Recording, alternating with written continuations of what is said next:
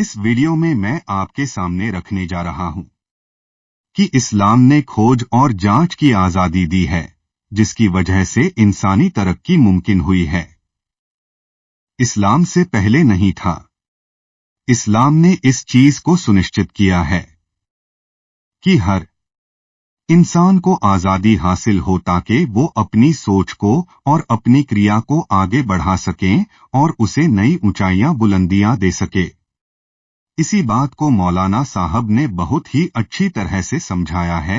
इस पाठ में आपके सामने रखने जा रहा हूं। दोस्तों, यकीनन ये वीडियो आपको बहुत ही पसंद आएगा, तो आप वीडियो को लाइक और शेयर जरूर करें और चैनल को सब्सक्राइब भी कर ले।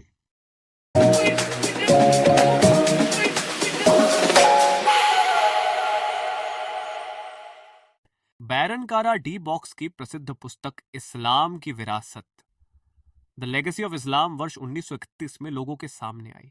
इस पुस्तक का लेखक हालांकि अरबों के कारनामों को स्वीकार करता है, लेकिन उसके निकट उनकी हैसियत इसके सिवा कुछ न थी कि वे यूनानियों के शागिर्द और अनुसरण करने वाले शिष्य थे।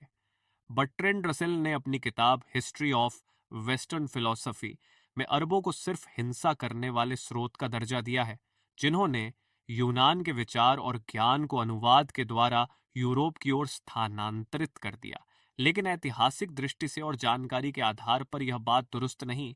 यह बात सही है कि अरबों ने यूनानी साहित्य का अध्ययन किया और उससे लाभ भी उठाया, लेकिन इसके बावजूद जो चीज वे यूरोप की ओर ले गए वह उससे बहुत ज्यादा थी जो उन्हें यूनान से मिली थी। सच्चाई यह है कि यूनान के पास वह चीज मौजूद ही न थी जो अरबों के द्वारा यूरोप पहुंची और जो यूरोप में नवजागरण पैदा करने का कारण बनी। अगर वास्तव में यूनान के पास वह चीज मौजूद होती तो वह बहुत पहले ही यूरोप को मिल चुकी होती। ऐसी हालत में यूरोप को अपने नवजागरण के लिए 1000 वर्ष तक प्रतीक्षा नहीं करनी पड़ती। ये एक मालूम सच्चाई है कि प्राचीन यूनान ने जो कुछ प्रगति की थी वह आर्ट और फिलॉसफी में की थी। विज्ञान के क्षेत्र में उनकी प्रगति इतनी कम है कि वह किसी गिनती में नहीं आती। इस मामले में चर्चा के योग्य केवल आर्किमिडीज का हाइड्रोस्टैटिक्स का सिद्धांत है। वास्तविकता यह है कि वैज्ञानिक जांच पड़ताल और विज्ञान की प्रगति के लिए मानसिक आजादी का माहौल बेहद जरूरी है, लेकिन यह माहौल प्राचीन समय के दूसरे देशों की तरह यूनान में भी मौजूद न था। सुकरात, सोक्रेटिस को इस अपराध में जहर का प्याला पीना पड़ा क्योंकि वह एथेंस के नौजवानों में आजादी के साथ चिंतन मनन करने का स्वभाव बना रहा था, और आर्किमिडीज द्वारा ईसा पूर्व में एक रोमन सिपाही ने ठीक उस समय कत्ल कर दिया जबकि वह शहर के बाहर रेत पर जियोमेट्री के सवालों को हल कर रहा था। J.M. Roberts, history of the world, page 228, यूनानी इतिहासकार और जीवनी लेखक प्लूटार्क 46-120 ईस्वी के अनुसार स्पार्टा के लोग सिर्फ व्यावहारिक और काम चलाऊ जरूरतों के लिए पढ़ना लिखना सीखते थे। उनके यहाँ दूसरी सभी शैक्षणिक प्रभावशाली पुस्तकों और साथ में विद्वानों के उपदेश पर प्रतिबंध लगा हुआ था। लोकतांत्रिक एथेंस में आर्ट और फिलॉसफी को तरक्की हासिल हुई, लेकिन बहुत से आर्टिस्ट और फिलॉसफर को देश निकाला दे दिया गया, कैद खानों में डाल दिया गया, फांसी पर चढ़ा दिया गया या वे डर से भाग गए। इनमें स्किलस, यूरिपिडीज, फिडियास, सुकरात और अरस्तु, एरिस्टोटल जैसे लोग भी शामिल थे। स्किलस का कत्ल जिस बुनियाद पर किया गया वह इस बात का सबूत है कि प्राचीन यूनान में विज्ञान की प्रगति का वातावरण मौजूद न था। उसे इसलिए कत्ल किया गया कि उसने एलुसिनियन रहस्यों की गोपनीयता को उजागर कर दिया था। ये रहस्य उन अनगिनत अजूबों से भरी कहानियों में से है जिनका सच्चाई से कोई संबंध नहीं, फिर भी वह यूनानी सोच विचार का आवश्यक अंग बने हुए थे। एनसाइक्लोपीडिया ब्रिटानिका 3 आज चौथी आधुनिक वैज्ञानिक युग से पहले विज्ञान के मामले में यूरोप की क्या स्थिति थी, इसका एक उदाहरण सिल्वेस्टर पोप सिल्वेस्टर दूसरा का किस्सा है, जो आमतौर पर गर्बर्ट के नाम से मशहूर है। वह वर्ष 945 ईसा में फ्रांस में पैदा हुआ और वर्ष 1003 ईस्वी में उसकी मौत हुई। वह यूनानी और लैटिन दोनों भाषाएं भली भांति जानता था और बहुत ही योग्य व्यक्ति था।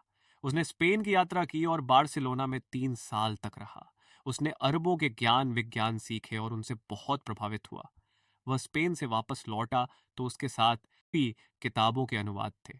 वह अपने साथ एक नक्षत्र यंत्र भी स्पेन से लाया था। उसने अरबों के विज्ञान, तर्कशास्त्र, गणित और खगोल विज्ञान आदि की शिक्षा देने का काम शुरू किया, लेकिन उसे भारी विरोध का सामना करना पड़ा। कुछ ईसाइयों ने कहा कि यह स्पेन से जादू सीख कर आया है। कुछ लोगों ने कहा कि इस पर शैतान हावी हो गया है। वह इस प्रकार की कठिन परिस्थितियों में रहा, यहां तक कि 12 मई 8003 को रोम में उसकी मौत हो गई।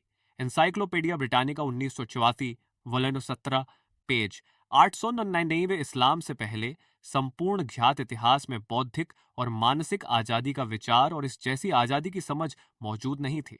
यही कारण है कि प्राचीन समय में विज्ञान से संबंधित सोच, विचार और चिंतन के कुछ निजी और व्यक्तिगत उदाहरण ही मिलते हैं, लेकिन इस तरह का सोच विचार अस्थायी या निजी घटना से आगे न बढ़ सका। बौद्धिक और मानसिक आजादी नहीं मिलने के कारण ऐसी हर सोच पैदा होकर समाप्त होती रही। इस्लाम ने पहली बार यह क्रांतिकारी परिवर्तन किया कि धार्मिक ज्ञान और प्राकृतिक विज्ञान को एक दूसरे से अलग कर दिया। धार्मिक ज्ञान का स्रोत वही डिवाइन रेवलेशन को माना गया, जिसका प्रामाणिक और विशुद्ध रूप हमारे पास कुरान के रूप में सुरक्षित है। लेकिन प्राकृतिक घटनाओं की जांच के लिए पूरी आजादी दे दी गई कि इंसान स्वतंत्र रूप से उनमें जांच पड़ताल करे और अपने नतीजों तक पहुंच सके। हदीस की दूसरी सबसे भरोसेमंद किताब सही मुस्लिम में एक अध्याय का शीर्षक इन शब्दों में लिखा गया है: हजरत मोहम्मद ने जो कुछ धर्म के संबंध में कहा उसका मानना अनिवार्य है, मगर दुनियादारी के मामलों के बारे में आपका कथन इससे आजाद है। इस अध्याय के तहत इमाम मुस्लिम ने एक घटना का वर्णन किया है जो इस प्रकार है: मूसा इब्ने तलहा अपने पिता से नकल करते हैं कि मैं हजरत मोहम्मद के साथ ऐसे लोगों के पास से गुजरा जो पेड़ पर चढ़े हुए थे। आपने पूछा कि ये लोग क्या कर रहे हैं। लोगों ने बताया कि वे पराग छिड़कने का काम, पॉलिनेशन कर रहे हैं, अर्थात नर को मादा पर मार रहे हैं, तो इससे वह उपजाऊ और फलदायक होता है। हजरत मोहम्मद ने कहा, मुझे नहीं लगता कि इससे उन्हें कुछ फायदा होगा। ये बात लोगों को बताई गई तो उन्होंने पराग छिड़कने का काम छोड़ दिया। हजरत मोहम्मद को यह बात मालूम हुई तो आपने कहा, अगर इससे उनको फायदा होता हो तो वे ऐसा कर सकते हैं, क्योंकि मैंने केवल एक अनुमान लगाया था, तो तुम मेरे अनुमान का अनुपालन न करो। लेकिन जब मैं तुमसे ईश्वर की कोई बात कहूं तो तुम उसका पालन करो, क्योंकि मैं ईश्वर के बारे में कभी झूठ नहीं कहता। हजरत मोहम्मद की पत्नी आयशा और आपके साथी साबित और अनस ने इस घटना का वर्णन इस प्रकार किया है कि हजरत मोहम्मद एक गिरोह के पास से गुजरे जो पराग छिड़कने का काम कर रहे थे। आपने कहा, अगर वे ऐसा न करते तो ज्यादा बेहतर था। बयान करने वाले कहते हैं कि उसके बाद खजूर की पैदावार बहुत कम हुई। आप दोबारा उनके पास से गुजरे और पूछा कि तुम्हारी खजूरों का क्या हुआ, तो उन्होंने पूरा किस्सा बताया। आपने कहा, तुम अपने तरीके के अनुसार काम करो, क्योंकि तुम अपनी दुनिया के बारे में ज्यादा जानते हो। इस हदीस के अनुसार इस्लाम में धार्मिक मामलों को विज्ञान के खोज कार्यों से अलग कर दिया गया है। धार्मिक मामलों में ईशवाणी, डिवाइन रेवलेशन के मार्गदर्शन की पूरी पाबंदी करनी है, लेकिन विज्ञान के खोज कार्य को मानवीय परीक्षण की बुनियाद पर चलाना है। यह विज्ञान के इतिहास में निसंदेह सबसे बड़ी क्रांति है।